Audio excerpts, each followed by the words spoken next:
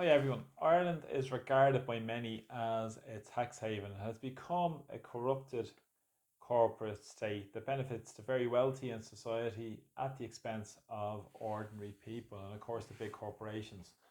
In Ireland, over the past number of weeks, there was an event held called the Ireland Global Funds Conference. Now, this was held in the Royal Convention Centre in Dublin 2, where attendees were expected to trump up €1,500 to attend this event.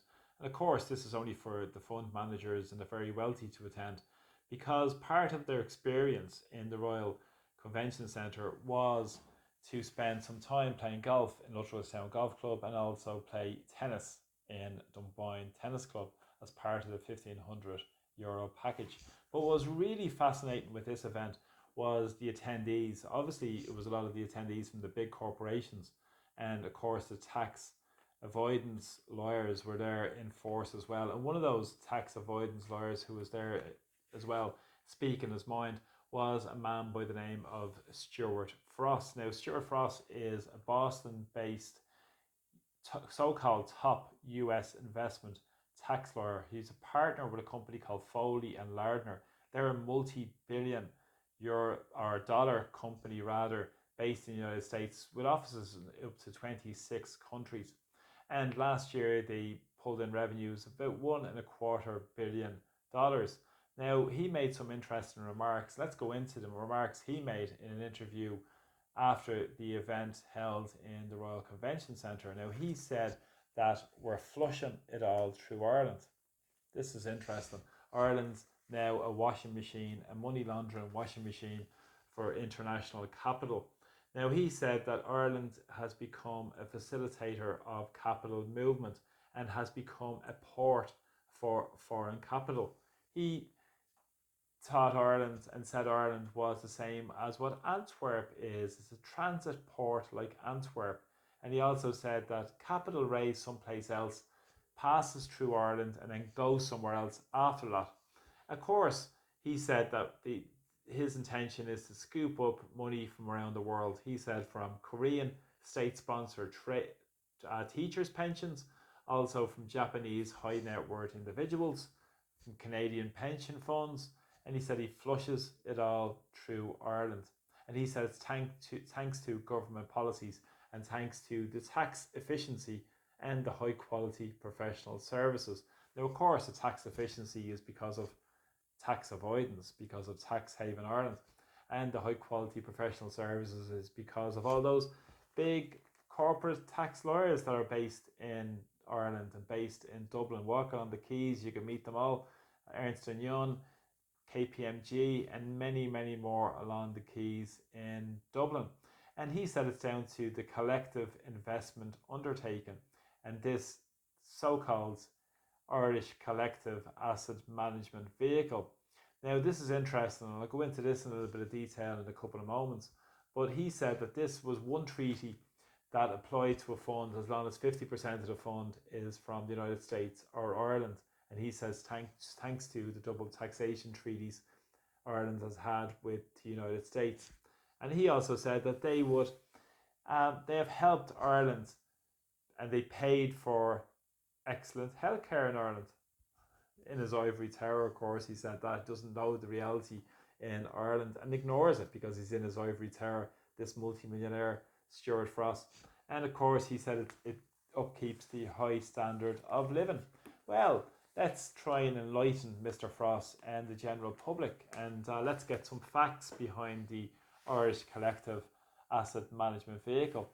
This was brought into being in Ireland in 2015, and of course it was brought forward by the junior minister at the time, a man by the name of, wait for it, we all know him, Simple Simon Harris. Harris brought this forward. Now, he wasn't enlightened with a thunderbolt of genius when he came up with this. This was down to the hard lobbying that was put up by many of these fund organisations, private equity companies, and of course the tax lawyers in Dublin who have offices here.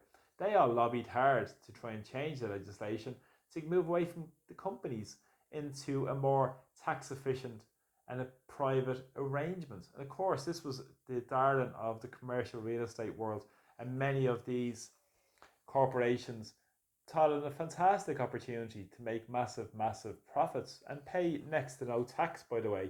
And of course, they offer fairly nothing back to society, despite what Frost was trying to say, because of lack of taxation.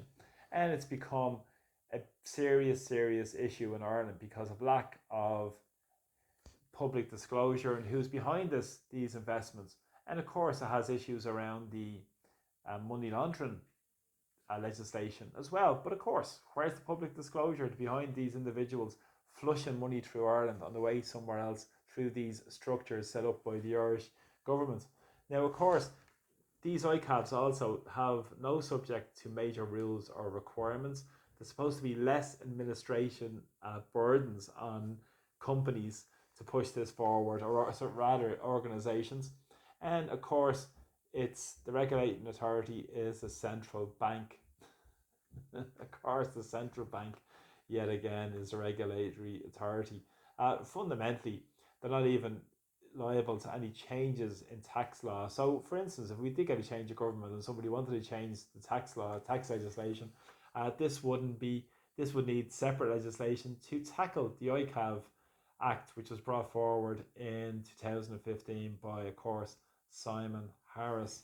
And of course, it's estimated up to 13 to 14 billion euro a year is lost because of tax avoidance practices in Ireland. Imagine many homes we could build with that.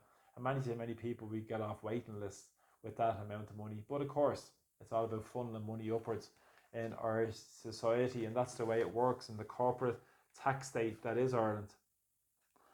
But Frost also went on and he said that the central bank should keep the party going.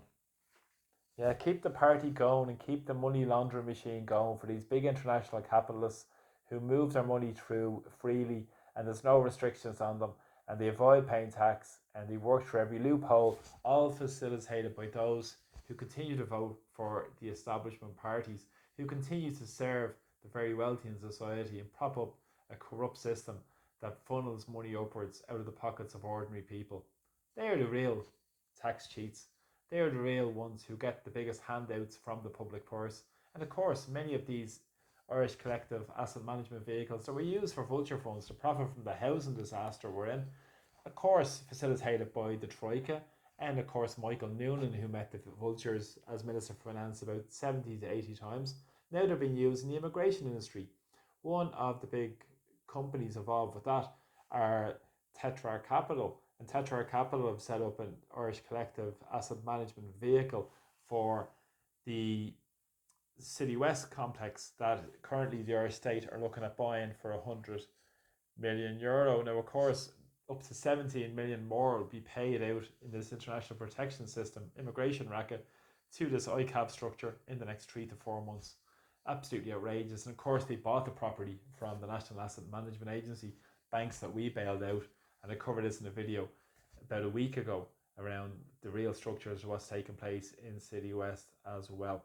But of course, as James Connolly famously said well over 100 years ago, he said governments in capitalist societies are nothing but committees of the rich. And this is more apt than ever now in Ireland when you consider these structures that are set up and you walk along the street in Dublin and you can't even cross the road without coming across one at this stage. Many vulture funds have opened up. The immigration racket is part of it also as well. And on top of that, we see the big corporations part of these gatherings together in the Royal Dublin Convention Centre. Organisations like State Street, KPMG, and all these big corporations benefiting from this massive, massive ruse that pulls the wool over people's eyes. And of course, who picks up the tab? It's ordinary people who pick up the tabs. In terms of the tax haven Ireland, in terms of the corporate tax state Ireland as well. And it's ordinary people who will continue unless people are more aware of this. So please help by sharing my videos, support my work as well. And also please subscribe to my channel as well, because we can just get the videos out far and wide without all of your support. I'm very grateful for all your very kind support.